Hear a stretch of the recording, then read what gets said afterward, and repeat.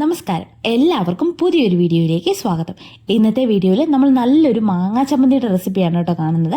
മാങ്ങാ ചമ്മന്തിയുടെ ടേസ്റ്റിനെ കുറിച്ചൊന്നും ഞാൻ പറഞ്ഞു തരേണ്ട കാര്യമില്ലല്ലോ. അപ്പം ഞാൻ ഉണ്ടാക്കുന്ന രീതിയിൽ എങ്ങനെയാണ് മാങ്ങാ ചമ്മന്തി ഉണ്ടാക്കുന്നതെന്ന് കാണിച്ചു തരാം. അപ്പോൾ അതിന് വേണ്ടിയിട്ട് നല്ല പുളിയുള്ളൊരു ചെറിയ പച്ചമാങ്ങ എടുത്തിട്ടുണ്ട്. അതിൻ്റെ തൊലിയൊക്കെ കളഞ്ഞ് ഞാനിങ്ങനെ പീസായിട്ട് കട്ട് ചെയ്ത് ഒരു മിക്സിയുടെ ജാറിലേക്ക് ഇട്ട് കൊടുക്കാം കേട്ടോ. ഇനി ഇതിലേക്ക് ചെറിയുള്ളി ചേർത്ത് കൊടുക്കാം ആവശ്യത്തിന്. ഇനി നമുക്കിതിലേക്ക് കരിവേപ്പിലയും ഉപ്പും ചേർത്ത് കൊടുക്കാം. ഇനി നല്ല എരിവുള്ള മുളക് പൊടിയാണ് കേട്ടോ ഞാൻ ചേർത്ത് കൊടുക്കുന്നത്. അതും ചേർത്തിട്ട് നമുക്ക് നന്നായിട്ട് ഇതൊന്ന് ക്രഷ് ചെയ്തെടുക്കാം. ക്രഷ് ചെയ്തെടുത്ത ശേഷം ഇതിലേക്ക് തേങ്ങ ചേർത്ത് കൊടുക്കാം. തേങ്ങ ചേർത്തിട്ട് നമുക്കൊന്ന് പൾസ് ചെയ്തെടുക്കണം. പൾസ് ചെയ്ത് നമ്മളിങ്ങനെ ഉരുട്ടി എടുത്തിട്ടുണ്ട് കേട്ടോ. ഇനി ഇത് ചോറിൻ്റെ കൂടെ കഴിക്കാവുന്നതാണ്. അടിപൊളി ടേസ്റ്റാണ് കേട്ടോ. തേങ്ങ ചമ്മന്തി നിങ്ങൾ ഇങ്ങനെയാണോ ഉണ്ടാക്കുന്നതെന്ന് എനിക്കറിയില്ല. നിങ്ങൾ എങ്ങനെയാണ് ഉണ്ടാക്കുന്നതെന്നൊന്ന് കമൻറ്റ് ചെയ്യണം. അപ്പോൾ എൻ്റെ ഒരു രീതിയിൽ ഞാൻ ഇങ്ങനെ ഉണ്ടാക്കുന്നത് അത്യാവശ്യം നല്ല എരിവും പുളിയും ഉപ്പും ഒക്കെ ആയിട്ട് അടിപൊളി ടേസ്റ്റാണ് കേട്ടോ. ചോറിൻ്റെ കൂടെ ഇത് മാത്രം മതി കഴിക്കാൻ. ഒരു വറ ചോറിനാൻ പറ്റും.